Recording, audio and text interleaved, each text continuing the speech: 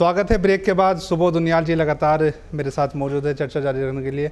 उनियाल जी, अब जबकि विधानसभा उपचुनाव है उसके बाद जो स्थिति थी, पीडीएफ को शायद बैकफुट पर लाने की बात चल रही थी और जो बहुगुणा जी खेमे के कुछ लोग थे उन्हें कैबिनेट में बदलाव की बात, क्योंकि अब कहीं ना कहीं पूर्ण बहुमत के करीब पहुंच चुकी है, 35 पर पहुंच चुकी है कांग्रेस।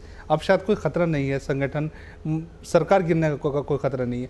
ऐसे में क्यों फिर उसके बाद कोई निर्णय नहीं लिया हरीश रावत जी ने? देखिए, सवाल ये नहीं है कि अगर हम बहुमत मांगे तो पीडीएफ जो हमारा सहयोगी रहा है 2 साल तक उसको धकिया के बाहर कर दें। सवाल वो नहीं है। निश्चित रूप से किसी साथी ने कहा था पीडीएफ के कि गठबंधन धर्म का पालन होना चाहिए, बिल्कुल होना चाहिए। गठबंधन धर्म केवल अपनी सुविधाओं को देख के नहीं किया जाता। अगर आज कांग्रेस बहुमत पे है तो अगर जिन लोगों ने हमें बुरे समय में साथ दिया उनको बाहर कर दें, मैं इस चीज़ को का पक्षदार नहीं हूँ। लेकिन गठबंधन धर्म की बात ताली दोनों हाथ से बजती है। गठबंधन धर्म ये भी कहता था कि जब अगर आप कांग्रेस लीड सरकार के अंग हैं, गठबंधन में हमारे साथ हैं, तो जब लोकसभा का चुनाव हुआ तो आप लोगों को कांग्रेस का साथ देना चाहिए था। तो हमारी बहुत स्पष्ट मांग है, जो लोग गठबंधन धर्म में गठबंधन धर्म का निर्वहन कर रहे थे उन लोगों के साथ निश्चित रूप से गठबंधन धर्म का निर्वहन कांग्रेस को भी करना चाहिए, चाहे हम बहुमत में क्यों ना जाए। लेकिन जिन लोगों ने गठबंधन में रहते हुए गठबंधन धर्म का निर्वहन नहीं किया, खुलेआम कांग्रेस के प्रत्याशियों का लोकसभा चुनाव में विरोध किया, वो लोग जब गठबंधन धर्म की बात करें तो अच्छा नहीं लगता है। ऐसे लोगों को निश्चित रूप से बाहर का रास्ता दिखाया जाना आवश्यक है। क्या लगता है उसके बाद जिस तरह बातचीत चल रही थी आपके साथ? निर्णय लेना होगा हाईकमान को। अगर चुनावों में विरोध करे कोई सरकार में रहते हुए और उस आदमी को आगे बढ़ाते रहिए तो ये आपके लिए तो हितकर हो सकता है, लेकिन सरकार के लिए पार्टी के लिए हितकर नहीं हो सकता। इसमें हाईकमान को निश्चित रूप से निर्णय लेना चाहिए। हाईकमान साहब की कई बार बातचीत हुई, कई बार आप लोग दिल्ली दौरे पर इंतजार कर रहे हैं। मुझे पूरा विश्वास है कि हाईकमान पार्टी के हित में, हाईकमान सरकार के हित में निश्चित रूप से निर्णय लेगा और वो निर्णय मैं समझता हूँ एक सकारात्मक निर्णय होगा। वो निर्णय पार्टी के हित का निर्णय होगा और वो निर्णय कहीं ना कहीं उन लोगों की इच्छा के विपरीत निर्णय होगा जो लोग ये चाहते हैं कि आज पीडीएफ को कब्जे में रख करके डरा के धमका करके हम अपनी गाड़ी को आगे ले जा सकते हैं। सवाल गाड़ी बढ़ाने का नहीं है।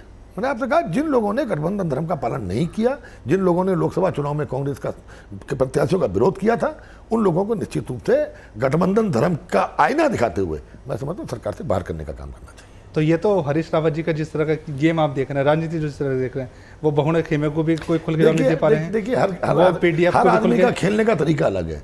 कुछ लोग आपने देखा है कि सलीम दुर्रानी और आपके कई खिलाड़ी हमारे ऐसे थे जो लॉफ्टेड शॉट मारा करते थे। अजरुद्दीन गुंडप्पा विश्वनाथ क्लासिकल शॉट वाले थे। कुछ लोग ब्रिजेश पटेल वगैरह ये अपना ऑफेंसिव और एग्रेसिव बैटिंग क्या करते थे। सचिन तेंदुलकर में कुछ लोगों का मिश्रण है। तो हर आदमी का बैटिंग करने का तरीका अलग अलग है, लेकिन बहुत ज़्यादा सुरक्षात्मक बल्लेबाजी जी राहुल द्रविड़ की तरह। देखिए, राहुल द्रविड़ स्ट्रोक प्लेयर भी थे, लेकिन बहुत ज़्यादा सुरक्षात्मक बल्लेबाजी करना कि आप 3-3, 4-4 घंटे तक क्रीज पे बैठे हुए हैं, 5 रन बना दिया और 60 ओवर का मैच है, तो ऐसे खिलाड़ी मैं समझता हूँ अच्छे खिलाड़ी नहीं हो सकते। तो एक सवाल ये भी तो है, उसके बाद भी हरीश रावत जी ने आपसे मुलाकात की थी, बातें सामने आई थी। मुलाकात होती रहती है, वो सरकार हमारे विधानमंडल दल के नेता हैं, मुलाकातें तो होगी।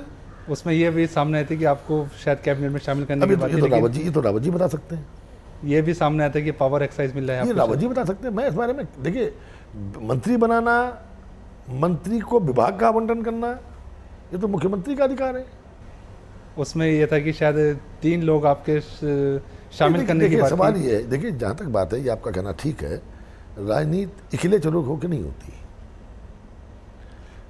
आप किसी लड़ाई को तो अकेले चल के लड़ सकते हैं, लेकिन राजनीति में खासकर दलगत सिस्टम जहाँ पर है, आपकी टीम होती है।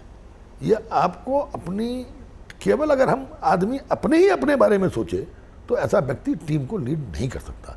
इसलिए हमारा क्योंकि हम लोगों का एक अपनी ग्रुप है, निश्चित रूप से मैंने आपसे कहा मनभेद और मतभेद में अंतर होता है। मतभेद हो सकते हैं, मनभेद आइडियोलॉजी में नहीं थे।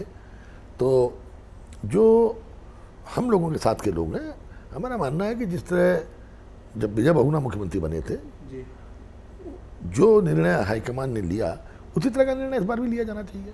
तो नहीं लिया जा रहा ना वो? देखिए, मैंने कहा ना, मैं सकारात्मक सोच का आशावादी राजनीतिज्ञ हूँ और निराशावादी नहीं हूँ। और विश्वास करता हूँ कि आप कहते हैं ना, हर सुबह के बाद, हर शाम के बाद सुबह होती है, हर रात के बाद सूरज फिर उगता है। इस पर विश्वास करता हूँ। दोस्ती की मिसाल आपकी दी जाती है विजय बहुगुणा जी के साथ, कहते हैं कि देखिए, सबो दुनिया ने साथ नहीं छोड़ा, सभी जो उनके गुट के थे नहीं, वो कहीं ना कहीं सभा सचिव बन गए। हमारे साथ बहुत बहादुर साथी हैं, हमारे साथी बहुत ईमानदार साथी हैं, और हमारे साथी पूरी तरह के साथ आज भी एक आशावाद, एक सकारात्मक सोच के साथ सैद्धांतिक राजनीति करने में मैं विश्वास करते हैं, और वो आज भी मैं समझता हूँ हमारे किसी साथी में मैं उंगली नहीं उठाता। काफी आपको जो दल था वो तो टूट गया, काफी कहाँ बचे? ऐसा कुछ नहीं है। आपको 3-4 लोग बचे हैं वो जो आवाज़ उठाते हैं आपके साथ मिलकर। नहीं, आप इसकी चिंता मत करिए। मैंने आपसे कहा कि हम सभी लोग एकजुट हैं। नहीं, वही तो सवाल है, क्योंकि जब विजय बहुगुणा जी मुख्यमंत्री बने थे उस वक्त मानी गई थी हरीश रावत जी की सारी बातें। आज जब हरीश रावत जी मुख्यमंत्री तो विजय बहुगुणा जी की क्यों नहीं मानी जा रही है? मैंने कहा नहीं, देखिए ये निर्णय आपको और मुझे नहीं लेना, ये निर्णय हाईकमान को लेना है, और हाईकमान पे जाकर हम अपनी बात रख चुके हैं। एक सबसे बड़ा पहलू और भी सामने आता है, आज के टाइम में अगर आप देखते हैं, उसके बाद जब विजय बहुगुणा जी को हटाया गया उसका कोई ठोस निर्णय हाईकमान नहीं बता सका, क्यों हटाया गया? आपदा के राहत कार्य देखिए, राजनीति में आप किस तरह से अपना प्रेजेंटेशन देते हैं इस पर बहुत कुछ डिपेंड करता है। मैं समझता हूँ जिस तरह से आपदा को लेकर के बहुगुणा सरकार पे आरोप लगाए गए, मुझे इस बात की खुशी है कि आज जो देश के प्रधानमंत्री हैं मोदी जी, इन्होंने भी इस चीज़ को बाकायदा विजय बहुगुणा जी को पत्र लिखकर कहा था कि मैं आपकी सरकार के द्वारा आपदा राहत के लिए किए हुए कार्यों की प्रशंसा करता हूँ। वो पत्र हमारे पास है। और ठीक इसी तरह जब राहुल गांधी जी उत्तराखंड आए तो उन्होंने भी खुलेआम इस बात को स्वीकार किया कि बहुगुणा सरकार ने आपदा के दौरान ऐतिहासिक काम किया। लेकिन सवाल 1000 लोग, 2000, 3000, 4000 लोगों के मरने का नहीं है। अगर आप उसके दूसरे पहलू पर जाएंगे, 1,33,000 लोगों को बचाने का काम भी सरकार ने किया। क्यों किया फिर? हटाने की क्या वजह बताइए? मैंने कहा ना, ये निर्णय हाईकमान का निर्णय था। ये तो इस बारे में मैंने आपसे कहा कि जिस तरह लोगों ने नहीं, क्या माने कि लोकसभा चुनाव से पहले दिखाना चाहते थे, संगठन को मजबूत करना चाहते थे? अब देखिए, हरीश रावत जी जो आवाज उठाते थे, तो जिन्होंने हटाया और जिन्होंने बनाया, इस बात का निर्णय तो विजय बहुगुणा जी को तो इसके बारे में वही बता सकते। मेरा ये विजय बहुगुणा जी ने पूछा तो होगा, जब मेरे काम में कोई कमी आप नहीं बता रहे हो तो फिर मुझे क्यों हटा रहे हो? ये पूरे दिल्ली के बड़े नेताओं ने स्वीकार किया कि पार्टी में 2/3 से ज़्यादा विधायकों के समर्थन होने के बावजूद जितना ग्रेसफुली विजय बहुगुणा जी ने हाईकमान के निर्णय को स्वीकार करते हुए इस्तीफा दिया। और जब आपको ध्यान होगा, जब CLP की बैठक हुई थी जिसमें हरीश रावत जी नेता चुने गए, उस बैठक को सौहार्दपूर्ण वातावरण में होने के लिए विजय बहुगुणा जी की बहुत बड़ी भूमिका थी। तो इस चीज़ को सबने स्वीकार किया कि एक जेंटलमैन पॉलिटिशियन की तरह उन्होंने जिस तरह से इस पूरे के पूरे प्रकरण में एक स्पोर्ट्समैन स्पिरिट के साथ काम किया। मैं तो उसको सैल्यूट करता हूँ, उस स्पिरिट को, और मैं ऐसी उम्मीद करता हूँ कि राजनीतिक लोगों को निश्चित रूप से इस तरह की ही भावना प्रदर्शित करनी चाहिए। उसके बाद शायद जिस तरह से, खैर आप खुलकर नहीं बताया विजय बहुगुणा जी को क्यों हटाया गया, किसी ने हाईकमान ने भी नहीं बताया, कभी नहीं बताया। लेकिन उसके बाद जिस लोकसभा चुनाव से पहले जिम्मेदारी मिली हरीश रावत जी को, उसके बाद 5 सीटों पर ऐसा है, कुछ चीज़ें आप देखिए ना, एक इस देश में एक चलन है कि हर नेता जब राजनीति में अपनी उम्र के हिसाब से अंतिम उम्र में होता है तो किताब लिखता है। तो कुछ बातें अच्छी भी छोड़ दीजिए भविष्य के लिए जो किताबों में लिखी जाए। सुबोध उनियाल जी किताब में लिखे, उनमें तो कुछ चीज़ों का खुलासा तब किया जाएगा। तो अभी कुछ चीज़ें, कुछ बातें और बंदी रहने तो मैंने कहा ना, लेकिन कभी होता क्या है, हम बोलेंगे तो बोलेंगे कि बोलता है, तो इसलिए अच्छा है कि कुछ बातों में चुप रहा जाए। लेकिन कुछ बातें सुबोध उनियाल जी बोल भी देगी, 6-7 महीने से खामोश हैं बिल्कुल। वक्त आने पर हर चीज़ बोली जाती है। अभी मैंने आपसे कहा कि अभी आने दीजिए वक्त, इंतजार है। अभी क्या स्थिति आगे दिखाई देती है? मैंने कहा सकारात्मक सोच, आशावादी और संघर्ष, ये 3 चीज़ें हमारे जीवन में हम लोगों ने बहुगुणा जी के, स्वर्गीय बहुगुणा जी से सीखी थी, और उसी रास्ते पर चल रहे हैं। कांग्रेस के भी सच्चे सिपाही हो, जिस तरह से अब हरीश रावत जी काम कर रहे हैं, 17 की क्या तैयारी दिखाई देती है? अब ये तो हम लोग तो इस समय मेन स्ट्रीम से बाहर हैं। ये तैयारियाँ तो जो स्ट्रीम में लोग हैं वही बता पाएंगे। मेन स्ट्रीम में ना हो, लेकिन भूमिका तो आपके पास भी नहीं। देखिए, सवाल ये है, रणनीतिकार बनाया करते हैं। आजकल हम लोग रणनीतिकार से बाहर हैं। ठीक है, सिपाही हैं फौज के। अब सिपाही को तो गोली आदेश होता है, गोली मार दो, गोली मार देता है, कहता है चढ़ जाओ, चढ़ जाता है। तो सलाह मशवरे से भी दूर कर दिया। हम लोग रणनीतिकार नहीं है, सलाह मशवरे से भी दूर कर दिया। मैंने आपसे कहा रणनीतिकार हम लोग नहीं है। रणनीतिकार जो है वो रणनीति बनाएंगे। हम लोग तो सिपाही हैं जो रणनीतिकार बनाएंगे, उस रणनीति के बारे में देखेंगे, निर्णय लेंगे। एक और दूसरा पहले विजय बहुगुणा जी की अगर हम बात करते हैं तो कहीं ना कहीं राज्यसभा सांसद भेजने की बातचीत चले राज्यसभा के लिए, लेकिन कहीं से अगर बाहर से अगर आपको कोई बड़ा नेता आकर उत्तराखंड से देखिए, राज्यसभा हमने हर बातें सोनिया जी के साथ मिलकर के स्पष्ट कर दी हैं और मुझे हमें पूरा विश्वास है सोनिया जी पार्टी हित में निश्चित रूप से निर्णय लेंगी, ये हमें पूरा विश्वास है। लेकिन दूसरा पहलू ये भी तो आपने कहा जिस तरह से खिलाड़ी रिप्रेजेंट करता है, रिप्रेजेंटेशन भी तो होती है, हो सकता है कि रावत जी ने जिस तरह रिप्रेजेंटेशन की हो, देखिए 5 लोकसभा सीट जीतने के बाद जिस तरह से पंचायत चुनाव और उपचुनाव के अंदर जीत हासिल कर रिप्रेजेंटेशन दिखाई हो, शायद उसका कोई इफेक्ट पड़े। 5 लोकसभा सीट हारने के बाद भी पंचायत चुनाव के अंदर और उपचुनाव के अंदर, और पंचायत चुनाव का अगर आप इतिहास देखेंगे, उपचुनाव हिंदुस्तान की राजनीति में ज़्यादातर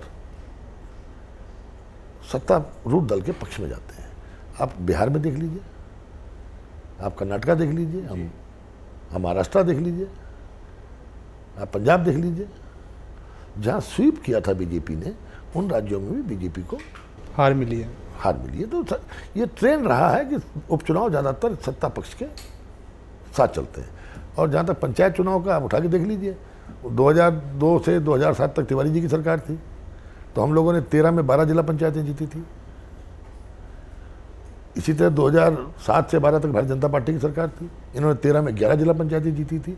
इस बार हमारी सरकार हमने 13 में 10 जिला पंचायतें जीती हैं, तो इसका रिजल्ट भी अमूमन सत्तारूढ़ के सत्ता के पक्ष साथ में चलता है।